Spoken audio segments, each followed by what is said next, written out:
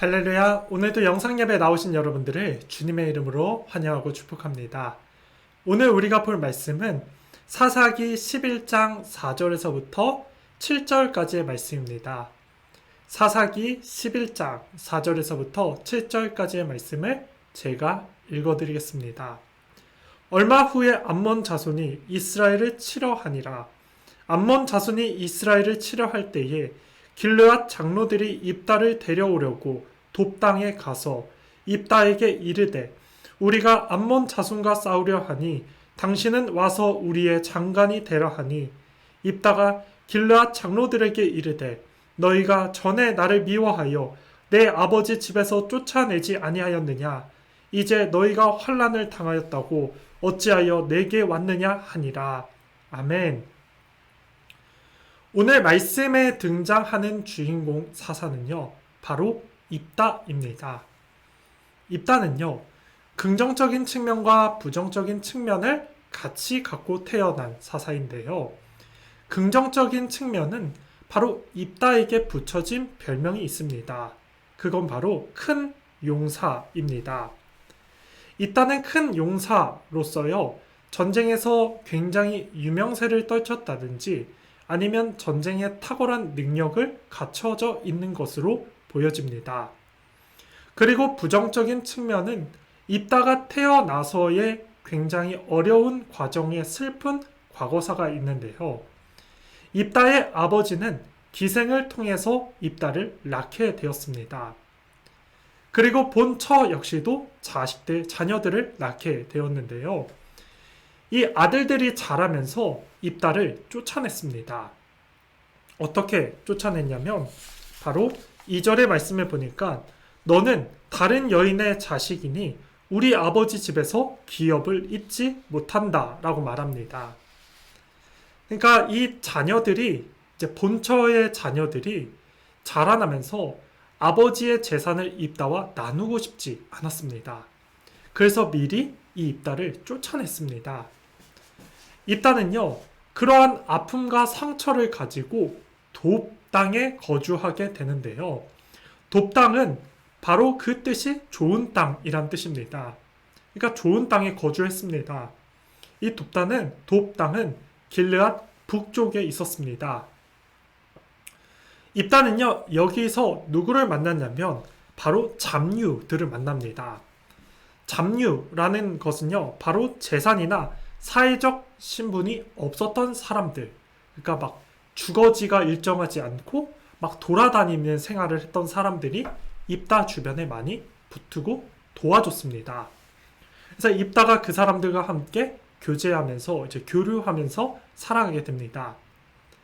암몬이라는 족속이 이스라엘을 공격할 것을 이제 알고 장로들이 그 전쟁에서 승리로 이끌게 하는 사람을 찾다가 바로 입다를 발견했습니다. 그래서 입다에게 와서 요청한 것입니다. 너가 우리 이 전쟁 속에서 네가 우리의 상관이 돼달라 요청합니다.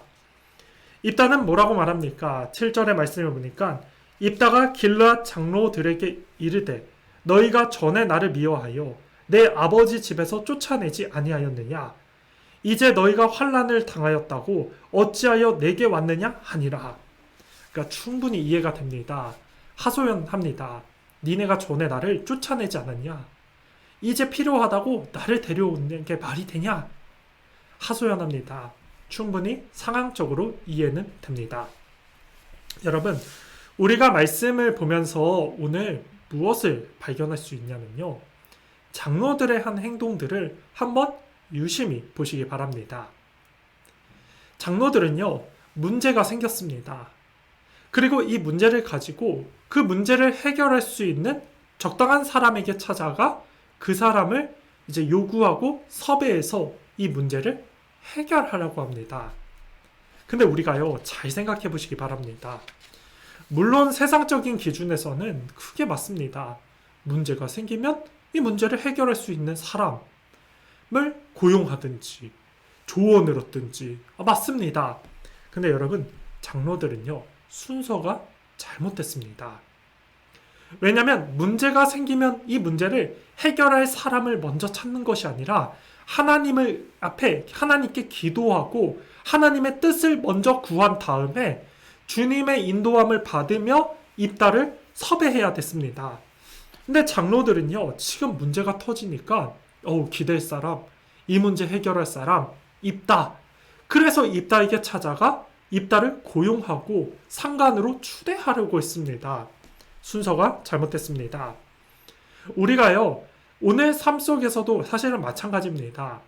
내가 하나님을 통하고서 내 일을 해결하려고 하는 것은 여전히 인생의 주인공, 내 마음속의 주인공을 나로 여기며 살아갑니다. 그래서 내 인생을 내가 마음대로 경영하려고 합니다. 문제가 터지면 이거를 기댈 수 있는 사람을 찾는다든지 물질을 갖고 해결하려든지 아니면 조언을 구한다든지 이거는 모든 게 다 내 방법입니다. 그거는요, 옳은 방법이 아닙니다. 모든 문제의 해결점은 해결하실 분은 바로 우리 하나님이십니다. 우리가 하나님 손에 맡기기만 하면 주님을 의지하고 주님께 내어드리면요, 주님이 우리 인생 가운데서 그 모든 문제를 해결해 주십니다. 사람이 어떠한 계획을 세워도요, 완벽하진 않습니다.